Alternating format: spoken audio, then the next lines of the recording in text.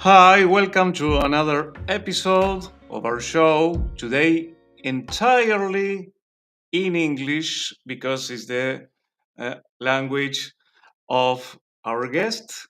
Well, a special guest we have today. He's a renowned podcaster and communications specialist. Mac Prichard is the founder of Mac's List, a job board that helps people find jobs that matter. He's the author of two books, Land Your Dream Job Anywhere and Find Your Dream Job in Portland. Mac is the host of the top Apple ranked weekly career advice podcast, Find Your Dream Job, which I highly recommend. It's one of my favorite podcasts, and I had the honor to be there last year, which was a dream come true. Now, Mac Prichard joins us from Portland in the state of Oregon in the United States. You are all invited to leave your comments, to tell us what you think, to ask your questions. You can ask your questions either in Spanish or English or, or, or Portuguese, also, if you are from, if that's your language. Okay, so we'll be glad to know where are you watching us from? And well, let's start with the interview.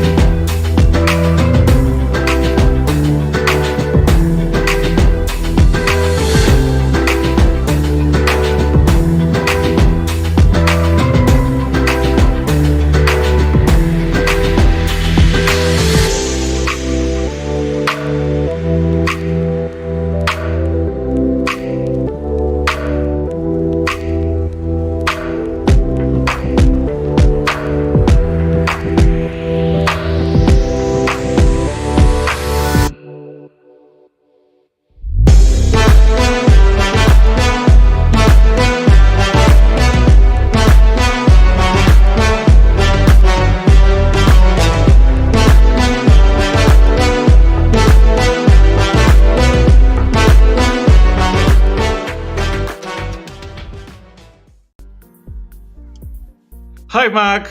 How are you doing? I'm happy to have you. It's a pleasure to be on the show, Alex. Thank you for having me. It's an Well, honor. it's a privilege for me and for us to have you here to know your insights about career matters because the job market, the landscape is changing, the world is changing, and we must adjust our strategies to the world nowadays. Agreed. Change is a constant in every career, and I know you've got to keep up. You've got to keep up with the latest tactics and technologies, and we'll talk about that. But there Mm, are some fundamentals that always are constant that you've got to pay attention to, and I'm glad we're going to mm. have the opportunity to discuss that. Okay, well, thank you, Paco Alvarez from Spain, and Lisette from Panama, Kino from Spain too. Thank you very much for your comments. And well, I'd like to start by asking you, Mac. Um, Many of us have the perception that finding a job is getting harder. It's taking a long time nowadays. It's getting harder and harder. Do you feel the same? Well, economies change, and certainly in the United States, we saw a very different job market 2 years ago when employers were hiring rapidly, particularly in 2021 and 2022. And for the first time in many years, it was what we call a job seekers market. And the reason employers were hiring so rapidly is because we were coming out of the pandemic. There had been some major shifts in how companies operated. There have been significant layoffs in some sectors. And as the economy opened up again in 21 and 22, employers rushed to staff up. And so candidates were getting offers quickly. They weren't having to go through multiple interviews, and they were actually in the United States seeing changes in salaries for the better. Average wages went up for several years in a row. It's a different market now, but it's not a terrible market. But it's not 21 and 22 where people are being cold called by employers or recruiters. The other change we're seeing is that employers are returning to bad hiring habits. They're asking candidates to go through multiple interviews. They're not communicating rapidly and effectively with candidates. And I think the reason why this is happening, Alex, is because employers aren't, they're not filling jobs when people left in 2023. And when they do hire, they're being very, very conservative. And so they are taking longer to make decisions. They're involving more people in those decisions. And that is creating what the experience that you're hearing about, which is that people are saying it's taking longer to find a job. Mhm. Employers are being very conservative. Mhm. Correct. Yeah. Mhm. Yeah. And they do that because they're not doing a lot of hiring. So they want to make sure they get it right. And that means that candidates who are clear about what they want and know the employers where they want to work are going to have an advantage over those who are trying to figure that out in the job search process. And we can talk more about that and why it matters. Mhm. Um, and people tend to send a lot of resumes to find massive applications online. They think that quantity matters. What do you think about that? I think quality always matters more than quantity. So, as you mentioned, I run a company. It's called maxlist.org. It's a job board, and our revenue comes from the sale of job postings. So, we're very proud of the job listings that we offer and the value they offer candidates. But when you're starting your job search, before you send out your first application, you need to know what your goal is, the job you want, and you should have a list of target employers, and you should be sending out fewer applications so that you can customize them. Because if you think it's a numbers game, I'm, I say this with kindness, wrong. If you yes, you could send out hundreds of applications, and you might get several interviews, and eventually you might get an offer, but you're making your job search longer and harder than it has to be.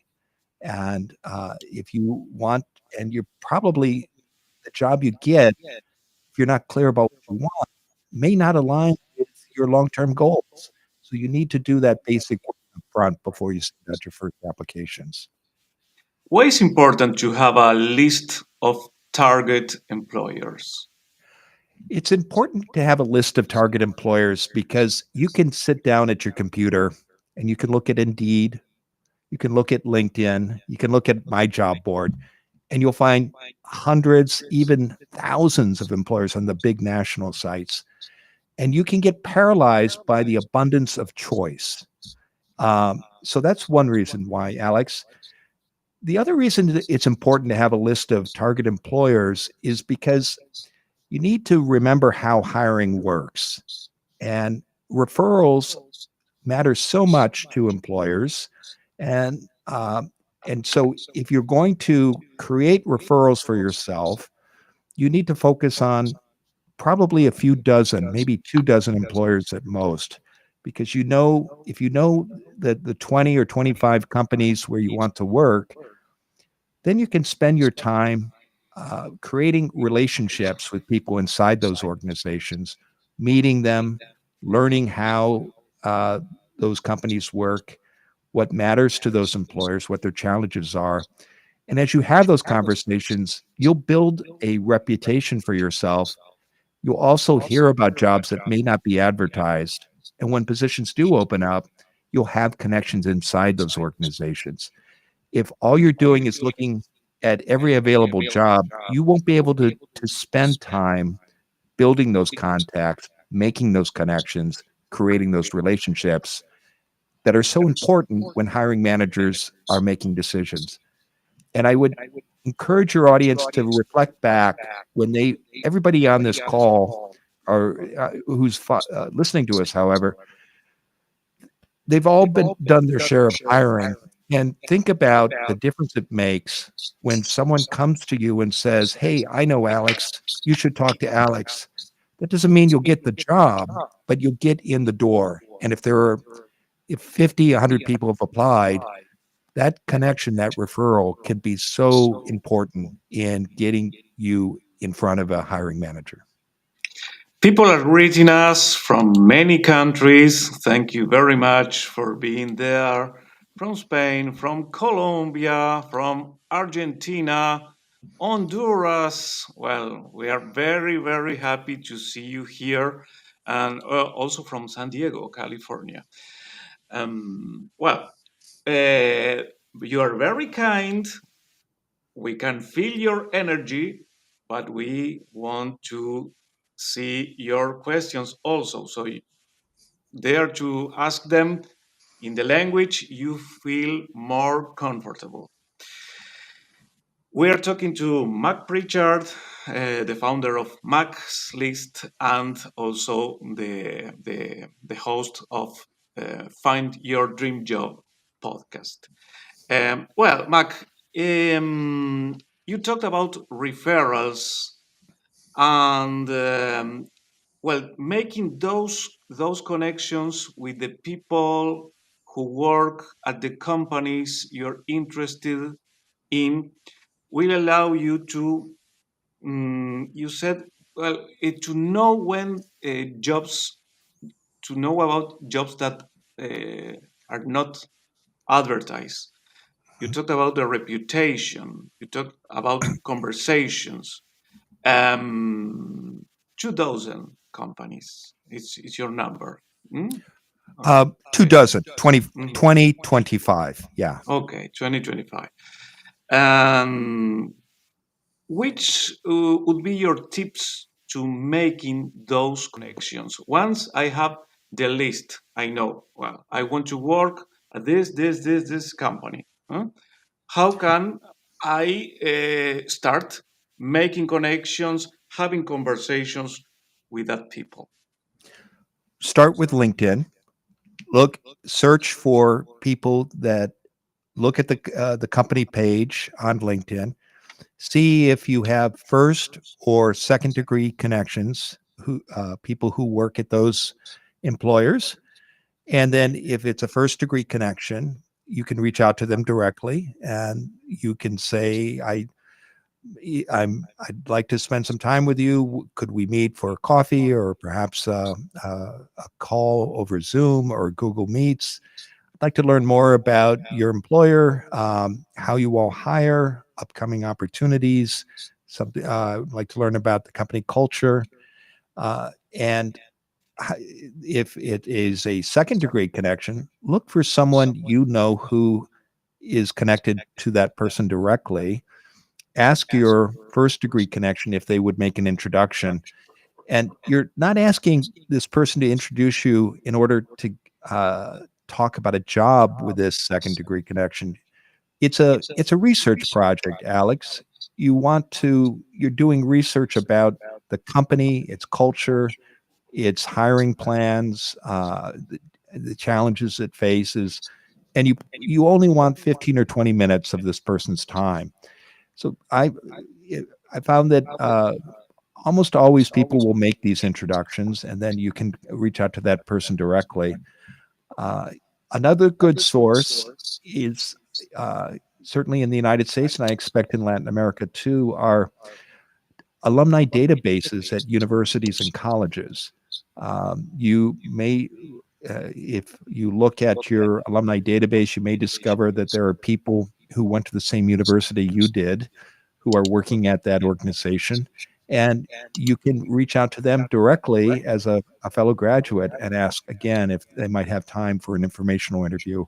Uh, and the third way to do it, Alex, is to tell people that you're doing a job search and you're interested in uh, uh, talking to people at, say, you could mention 3 to 5 your most important employers, and you'd be surprised how many of your acquaintances, friends, neighbors, people you know socially may have contact at those places. Well, job search is a research project. Yes. Uh, that's something I like. And you didn't mention human resources because when we talk to people, we tell them to make connections inside their target companies. They tend to think that those connections should be with the human resources department, but Mhm. not necessarily, Mac. You certainly, if you have the opportunity to talk to someone in human resources, you should take advantage of that. Why do you want to talk to someone who may not be involved in hiring? Again, I would encourage all the listeners to the show to reflect on their own experience. If you're inside an organization, you will hear about hiring plans. Some companies actually offer referral bonuses to employees. So if you refer someone who's hired, you get, in the United States, the sums can vary from $500 to $2,000. I think those that those you can find that in Latin America and in Europe as well. So I think uh, look, again, if you have the opportunity to talk with someone in human resources, do so. But in the end, particularly in larger organizations, human resources job is to receive and forward the applications. It's going to be somebody inside the company who's going to be the hiring manager. It's usually the person the future employee reports to, and they that's the person you want to eventually meet. They will have teammates who are going to talk to their supervisor about the person they'd like to see in that job. And so those can be valuable allies too, and certainly great sources of information. That's very important because it's a trend in multinational companies that North American companies. They everybody is a recruiter there. Mhm. Even former employees are recruiters. Some companies have bonuses for former employees that refer someone. If that person is successful, is effectively hired, they have many ways to reward that job. So take that into account. Absolutely. And even if there isn't a financial reward for making a referral, again, think back about when you've done hiring and a friend or trusted colleague has said you should talk to so and so. That is so powerful. And our challenge when we look for work, Alex, is to create those referrals. And the way we can do it is through conversations in the form of informational interviews, meeting people at networking events, volunteering in professional associations, But to do that well and effectively, you've got to know the job you want, and you've got to have a short list of employers that you focus on. Because if you do what many people do instead, which is sit down at the computer and look at LinkedIn or Indeed or some national or regional job board every day and just send out applications, you won't have the time or the focus to build those connections that make all the difference when you're looking for work. Mhm. Many people are not familiarized with the concept of informational interviews. Could you expand a bit on that? Yes, an informational interview is a 20-minute conversation, perhaps 30 minutes, and it's a business meeting. You, as the job seeker, are calling the meeting. You're in charge. You need to set the agenda because, like any business meeting that you arrange, you're the person who is leading it. And the you ask someone for an informational interview because they have information uh, or there's an action they could take that could be helpful to your job search. So perhaps your dream, here in Portland, Oregon, our one of our biggest employers is Nike. Maybe your dream is to work at Nike. So you can look at the Nike website every day, and you'll see many jobs. Uh, but you should also identify people in the part of Nike that you want to work for, and reach out to them. And you're not asking them for a job, Alex. You're asking them for information. Again, a job search is a research project. And so there's a reason why you want this meeting. Maybe you want to learn about this department's hiring plans, what the culture is like, how they organize their work. When they do hire, what do they look for? And do they have any plans to hire in the future? There's whatever the questions, there's a reason why you want the meeting. So when you reach out to that person, you're asking for time to talk about some specific subjects, and you're clear about what you want. And at the end of that conversation, if you've got the answers to the questions that prompted you to ask for the meeting, that's a successful conversation, a successful informational interview. Well, thanks to Carla is writing us from Zihuatanejo, Mexico, Francisco from Sevilla, Spain. Well, Lisette is making some comments. Thank you, Lisette. And Rosa Maria from Peru. Comments are better uploaded if you post them on YouTube because we love LinkedIn, but well, sometimes things are not perfectly synchronized. Well, we're talking to Mac Prichard, and he's the founder of Mac's List, a job board for the Pacific Coast in the United States, author of 2 books, and he is the producer of the podcast Find Your Dream Job. Mac, you talked about volunteering. How important is volunteering in an effective job search? It's an important thing to do. You need to do it thoughtfully and strategically, Alex. So, one of the best ways to volunteer in a way that will support your job search is to look for the professional group in your field. There's every occupation has a professional group. Usually, there are regular meetings, and there's these groups are led by a volunteer board. Um, Sometimes there are monthly lunches or workshops.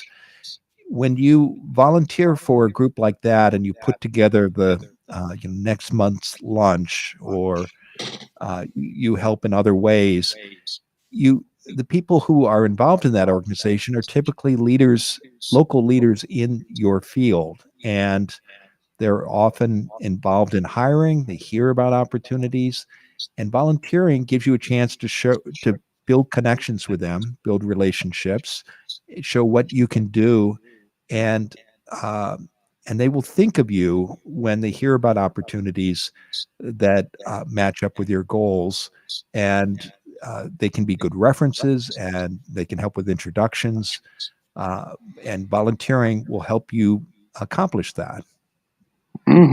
Okay, so make connections, ask for information, not for a job, ask for information, uh, Yes.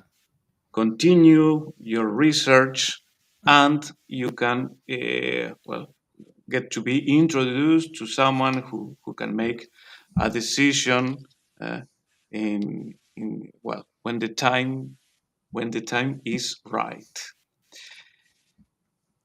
Thanks, Yenfa from Colombia. Thank you for being there. Your questions will be welcome.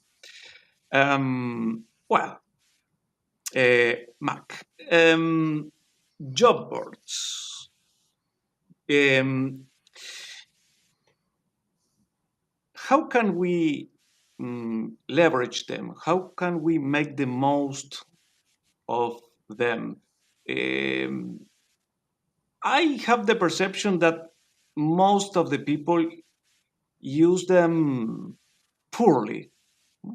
We can take a lot of advantage from the information we have there. What do you think? Well, I think many people do not use job boards strategically or thoughtfully, Mm. and uh, this doesn't.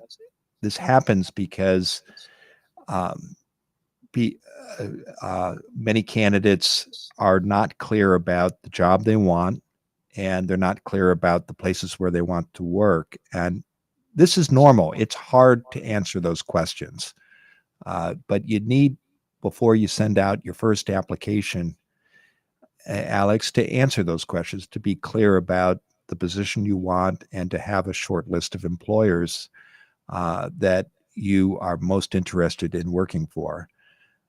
Because when you do that, you and have the answers to those questions, then you can use a job board strategically. So you're focused just on positions that are relevant to your goal.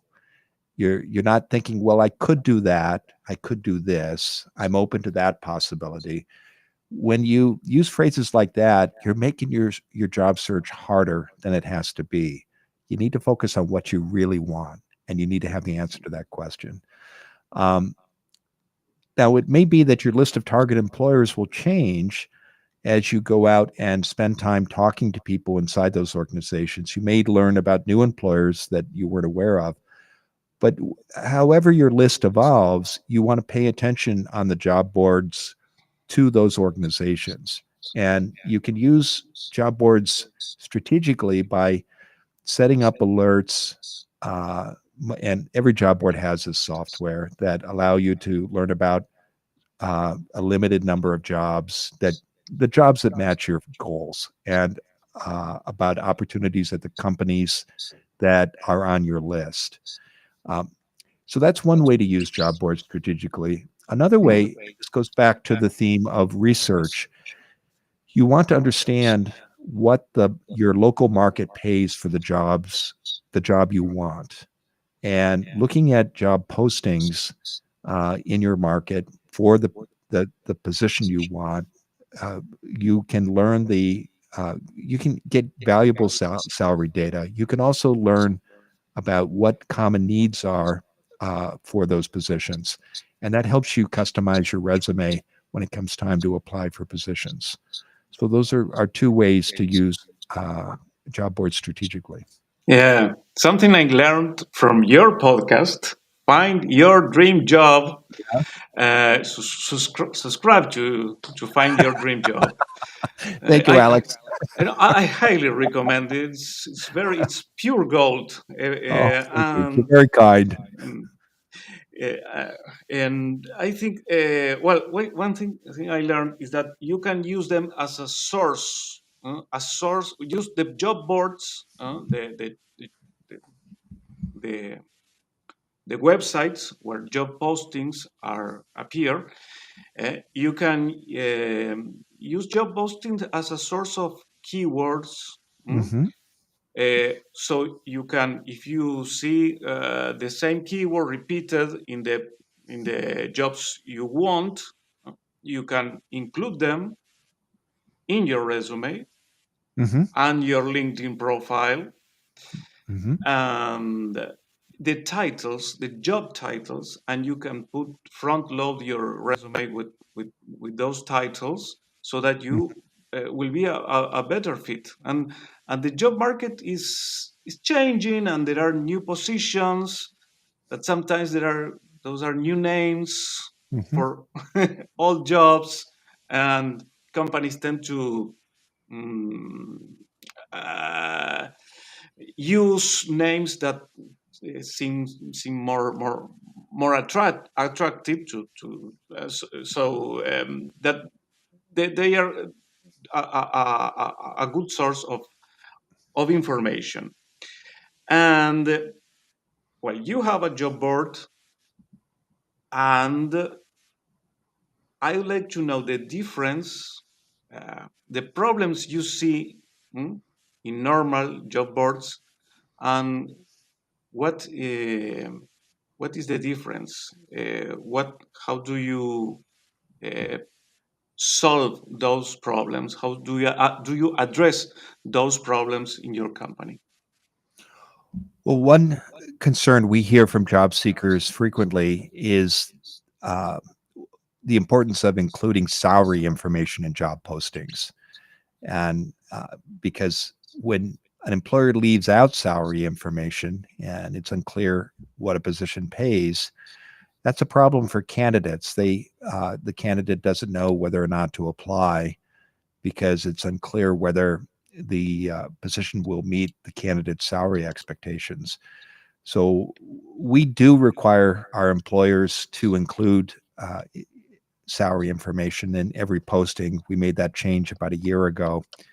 And in the United States, I think there are about 2 dozen either states or cities or counties that now require employers to include salary information, but it's not by no means a national policy.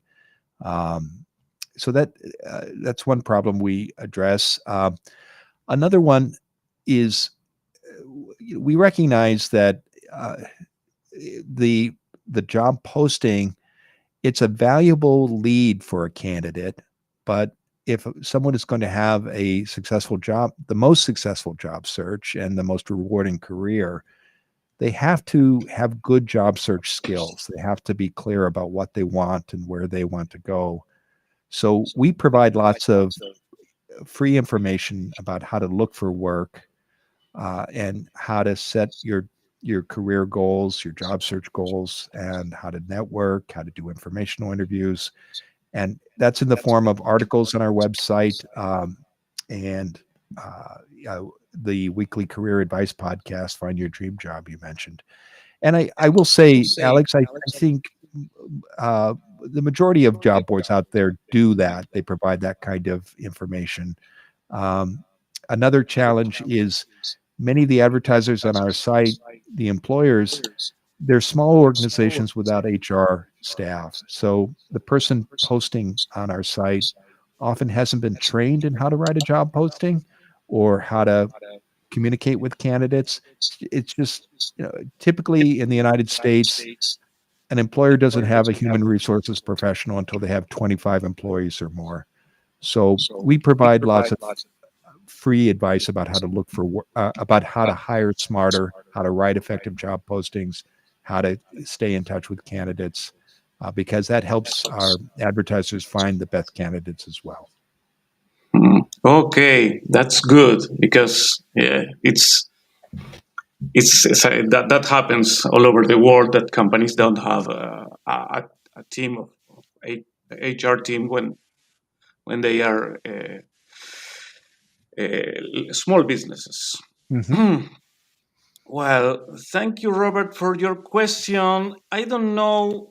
He says, as a candidate looking for a job, one source is job boards, uh, but sometimes the position you saw on the job board is not listed at the company website.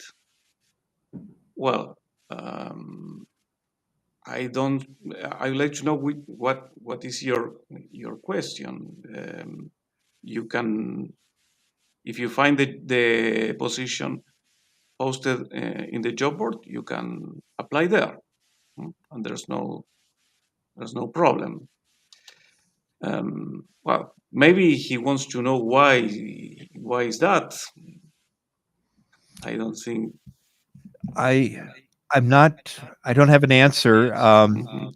Sometimes an organization is so big that it may not be communicating effectively with the people who are running the the website. Sometimes the company may only want to focus on a handful of jobs on its career page, but these are only guesses. Um, I think, to your point, Alex, if you see a position and you're interested, whether it's on a job board or and, and even if it's not on the company career page, you should apply. You make sure you customize your application. Don't send out generic materials. But most importantly, see if you know someone inside that organization that you can reach out to before you apply to learn about that employer's needs, about what's happening with that position. Because again, we come back to this again and again. Referrals are so important. So job boards are a great way to uncover leads, just as you might get a sales lead. And ultimately, a job search is about selling yourself. And the job posting is a starting point, but there's a lot of work you have to do uh, if uh, if you want to increase your likelihood of getting an offer before you send out your application. Mhm. Another thing I learned from your podcast is Mhm. that job when you see job posts, it's a you know that that company is hiring or that industry is hiring. So well, that is a sign, and as you as you said, you can make connections inside that company when you notice there are many jobs open for a position, a company, or an industry. Here, Mariano Nieto from Spain. He's a career coach, HR professional, well-being coach, and a friend. And he says that it's really important to know first what is your ikigai. That's Spanish, Japanese word, uh, ikigai.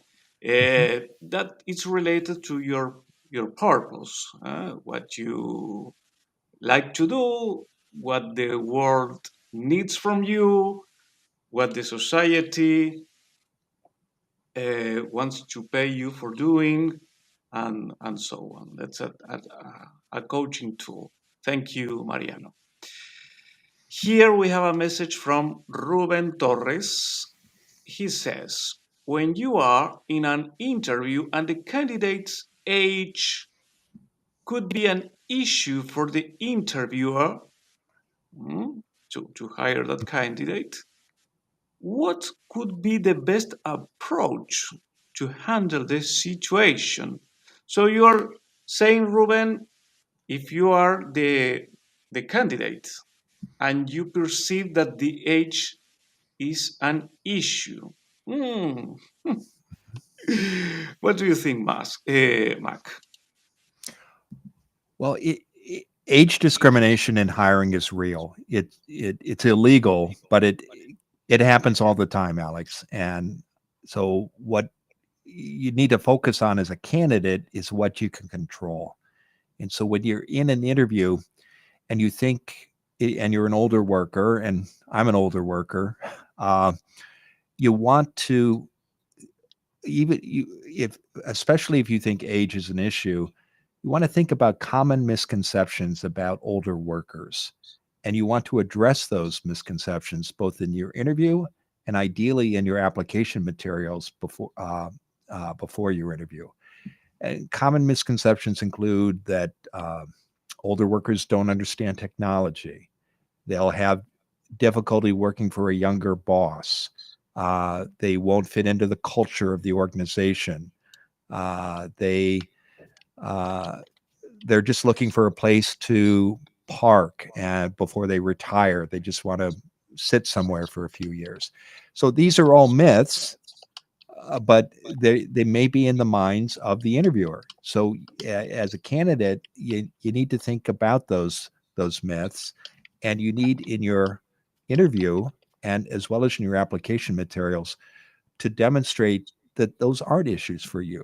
You need to show that you are up to date with technology. You're active on LinkedIn. You use social media. You've taken some classes or workshops in the latest software, and you show that in your application materials. You talk about it in your interview. You probably have worked in a multi-generational workplace with 4 or even 5 different generations. You should talk about that in your interview, not in a performative way, but look for ways to raise that. Make sure that your LinkedIn profile includes endorsements from people who are of a different generation of and Whoa, that's highlight. great piece of advice. Yeah. Ah. So, and then if you've had younger worker or younger bosses, and we all will, it's inevitable. There's always a moment when we're the youngest person in the room in our career, and then there's a moment when we're the oldest person in the room, and we're Spot on. reporting to somebody 20 years younger. So make sure that that boss or those bosses are featured on your LinkedIn profile as endorsers. Bring them up in conversation. So think about those misconceptions and think about how you can address them so you can take those objections off the table. I love that. Mm, uh, Wonderful piece of advice. Well, Robert says that there is a discrepancy as you waste time applying for a job on the job board only to the top to be told we don't have the position or it has been not been approved. Well, that's a problem some companies have. Yeah. It's a organizational problem. Well, we should navigate in that uh, landscape. There's no other option. Well, Ruben Torres says, Thank you so much, Mac. Those are very insightful tips. Yeah, I think Thank so. you. Well, And Alex, to Robert's point, it is true that there are companies out there that will advertise jobs that they aren't planning to fill immediately. So the question is, why would an employer do this? And this is not a good hiring practice. Employers will collect resumes and then um, perhaps turn to them in the future. But mm, I think it underscores. So I think it underscores the importance, Alex, of uh, being strategic in your job search and focusing on the companies, on a small number of companies. Uh, the employers who follow this practice usually are large. They're collecting lots and lots of applications, and I don't. You that's probably where you don't want to be. Instead, focus on what you want, building connections with people inside those organizations, and you'll learn whether or not a job is real or not. And that'll save you so much time and trouble. yeah. Sometimes it's a matter of compliance because they Yeah. should comply with some Yeah. regulations. Yes. Yeah. Yeah. But We have to post the job because we're required. And if you have a contact inside the organization, you can learn that before you send in the application. mm-hmm. Uh, Mhm.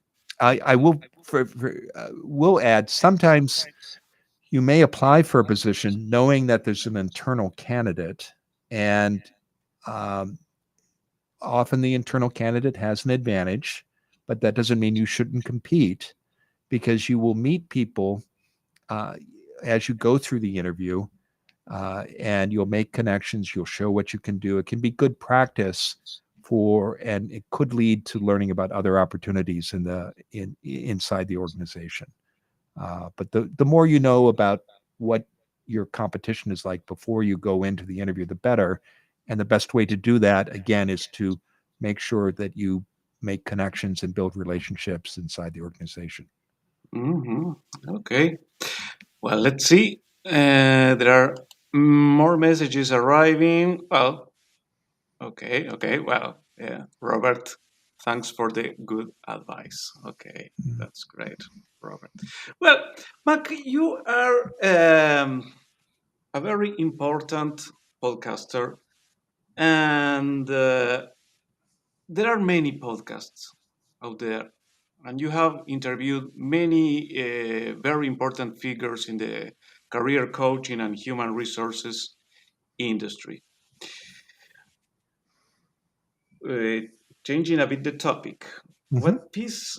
But because it's important to make to develop a communication. If you like to communicate, I think it's good for your career, for your business or your career.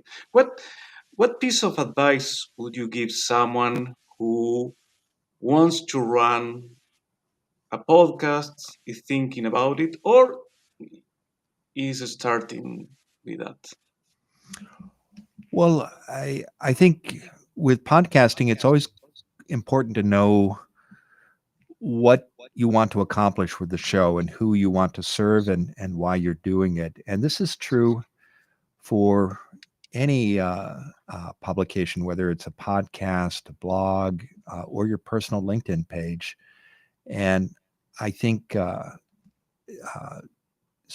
to if you're thinking about starting a podcast, know how it will support your business and or your career. Um, Recognize that you don't have to do it forever. It's not a life sentence. It could be that you just do one season of 12 episodes, uh, and be clear about what success looks like. And it could be that you have a business and you want to use the podcast to uh, meet and work with other people in your field, and you're going to do an interview show, and there are 12 people that you'd really like to talk with, and maybe you make a list of 25 to get you 12, but that's why you do it. I would say to our topic today about job search, you had talked at the beginning about how has job search changed, and the technology has changed so much, Alex. But we talked about the importance of goal setting, knowing what you want, where you want to go. Another thing that has not changed is the importance of personal branding, and having a strong personal brand has always mattered. 50 years ago, you would create a personal brand by going to events, maybe giving speeches, serving on boards. Now you can do it online. Podcasting is one tool for doing that, but the the most important tool, and the one that's widely available to all of us, is LinkedIn. And so LinkedIn is a publishing platform, and people who use it effectively during their careers and especially in their job searches are not only creating and maintaining well optimized LinkedIn profiles that support their professional goals and show what they've accomplished, they're also sharing material, uh, information in their industry and in their profession. And that helps build connections with others, and it helps you get discovered when you are looking for work. And podcasting could be another way to do that. But at a minimum, if you're throughout your career, you should have a strong online presence, and it should probably be centered in these days on LinkedIn. Okay, well, you can develop a communication activity to Yeah. position yourself as a thought leader in your industry by posting content. And as you said, you can also start a blog uh, or a podcast. Well, that's great. And can you tell us something about your plans for the podcast in the near future? We're celebrating our 10th anniversary this month. Wow. So we started in 2015 in October. I've done more than 500 interviews. It's a weekly interview show, as you know, Alex. And every Wednesday, I talk to a different expert, a career expert, about the nuts and bolts of job search. And I look for people like you who are uh, in the industry working directly with candidates. Our typical guest is a career coach like yourself or a resume writer. You've done a lot of resume writing over the years.